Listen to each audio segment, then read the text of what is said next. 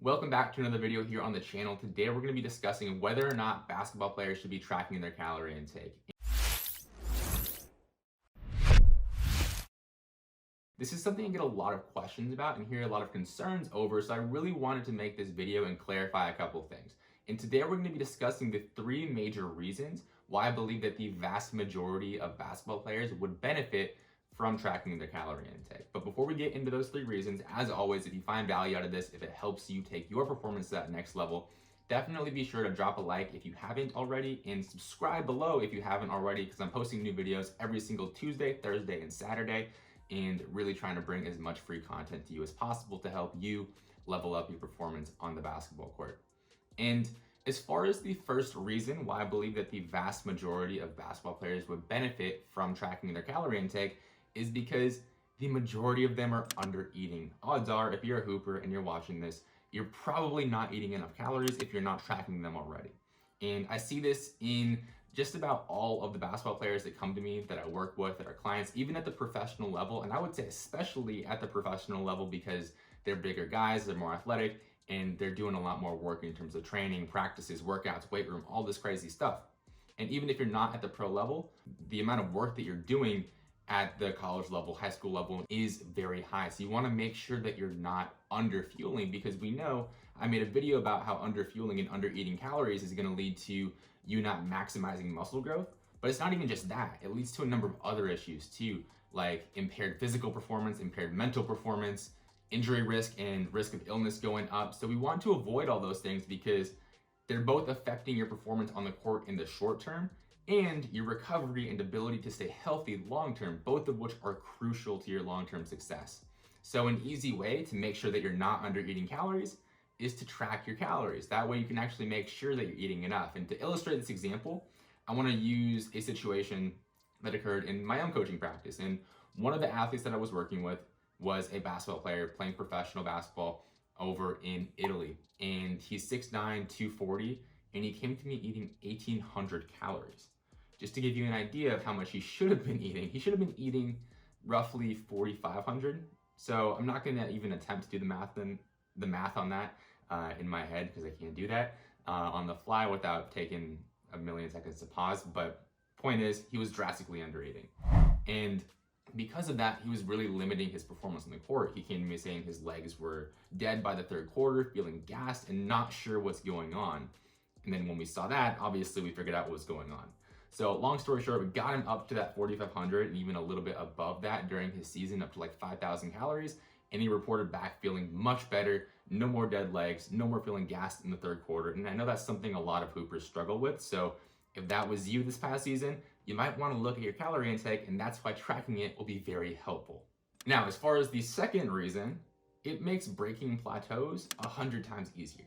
If you ever are trying to build muscle, lose body fat, or even improve your strength and performance, which is obviously the primary goal as a basketball player, if you're doing those things and you run into a plateau, your weights haven't gone up in the weight room, your weight hasn't gone up on the scale, if you're trying to gain muscle, you're not really seeing any progress, you hit a plateau in fat loss, you don't know what's going on. If you don't have clearly defined metrics around your nutrition and the ability to precisely make adjustments using those metrics, you're gonna struggle a lot. And it's essentially like guessing if you don't have those numbers. So by tracking and having the numbers around how many calories you're taking in, it becomes very easy to make the necessary adjustments to make sure progress keeps going in the right direction. So let me give you an example. Let's say you're trying to gain muscle and you've been going at it, you've been seeing really good progress visually and on the scale, weight's going up at a desired rate, and all of a sudden you hit a plateau.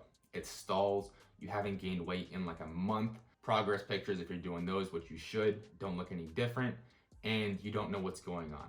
If you're not tracking calories, maybe you know how many meals you're having or what the portion sizes are, but if you're not tracking calories, there's no way to very precisely make the adjustment and get things going in the right direction. Whereas, let's say you're tracking calories. You were eating 4,000 beforehand, you were seeing really good progress, it stalls out. If you're tracking calories, you can very easily go from 4,000 to 4,200. Now you're eating more, now you're in a surplus again, now you're seeing results again. You see how one method is very precise and very strategic, whereas the other one of just guessing and hoping they're eating enough is not very effective?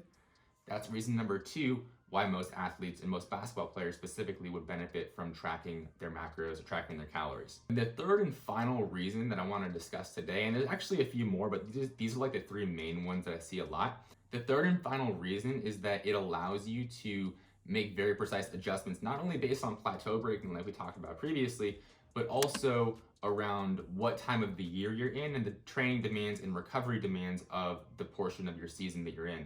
For example, the way you eat during your competitive season when you're playing games and you got back-to-backs, maybe tournaments on the weekend, should not look exactly the same as when you're in the off season, maybe chilling out a little bit. Maybe you're in the immediate postseason phase when you're recovering from your season that you just went through, as you should.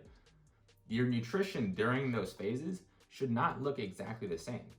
If they do, odds are you're either overfueling during the postseason and you're eating way more than you need, or you're underfueling during your in-season phase, both of which we don't want. And the way we can avoid that very easily is by tracking and having metrics around your intake. So hopefully that clarifies some things, kind of convinces you that tracking is probably the way to go. And I'll make a video in the future answering the question, do you need to track forever? Because that's one of the concerns I hear a lot. Well, if I start tracking, do I actually need to track the rest of my life? And I can assume you probably can guess the answer to that. The answer is no, but I'll go over kind of how you progress from just getting started to tracking your macros and then kind of scaling that back as you need to. But hopefully this answered the question, should you be tracking? The short answer is yes, you should. It will benefit you a ton. And if you need help with that, there's some free resources down below that can help get you started. I believe it's the first link in the description down below. So if you haven't already, definitely go claim those. They're 100% free. It's like a 40-page ebook, video series, everything you would need to get started with your own nutrition plan. Definitely do that. And as always, if this video helped you out, you found value out of it, you enjoyed it, drop a like, subscribe if you haven't already, and share it with a friend who you think would benefit from it as well. So as always, really appreciate you tuning in. Hopefully you enjoyed the video, and I will see you for the next one.